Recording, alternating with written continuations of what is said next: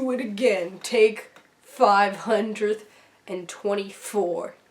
Hello, my name is Lumiere, and be our guest. You're watching areadersworld. There is a skill in the book reading community that not a lot of people have mastered. It takes a lot to master this skill, but I'm one of the few that has gotten this skill down. That is reading outside. I know it might seem simple, but there is some things that people do wrong a lot to read outside. So today I'm going to give you the tips and the trips on how to read outside. Now we're not talking about your patio or the beach. Maybe we can save that for another video. I'm talking about the wilderness, the forest, maybe your backyard, maybe the creek near your house. Tip number 1, make sure it's a good day outside. Make sure the sun is shining and it's a beautiful day. That's what most people do when they go outside. They go outside because it's a beautiful day. Don't read outside when it's raining or snowing. Not only you will get damaged, but the book that you paid 20 bucks for will. You don't want this. You don't want to be a book murderer. You don't want to be labeled as the person who killed a book because you just wanted to go read outside during a thunderstorm. It's all on you. Also, make sure it's daylight outside. Please don't go read a book at night outside. That's weird.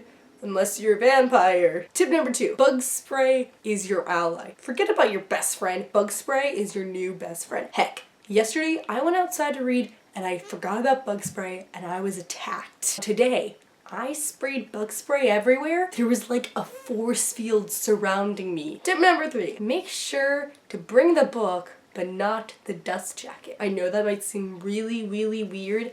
The dust jacket is like the clothing. You don't want to get your clothing dirty, but the inside, the naked part, if you get dirt on this, if you damage it anyway, this can cover it up. You can never see that injury ever again. But if you have a paperback, more power to you. Be strong. You must not damage it in any way. You have to be really, really secure. Tip number 4 is to bring a towel. Now this might seem like a really obscure one because what has towel got to do with reading? Well, there's kind of 2 things of why I recommend bringing a towel. Number 1, it actually makes your reading area more comfortable.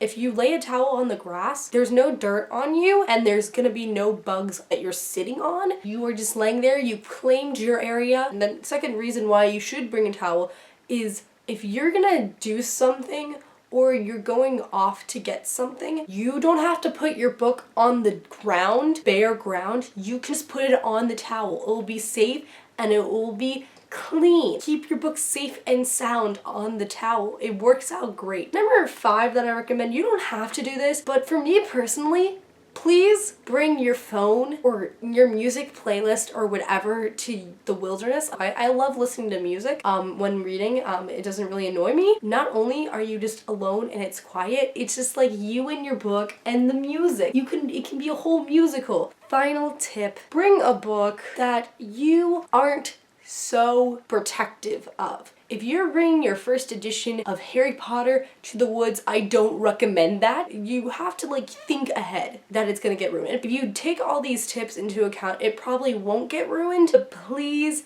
don't bring your most precious books to the wilderness. I've been reading outside for about a few days. None of my books have gotten severe damage, none of them have been getting damaged, but I always think about this book will probably get damaged and I don't really care if it does. Those are all my tips and trips on how to read outside. Now if you guys want a video about me recommending what you should do when you go to the beach to read, that's gonna be fun because I read a lot on the beach. Reading on the beach is a lot of fun. So, see ya, bye!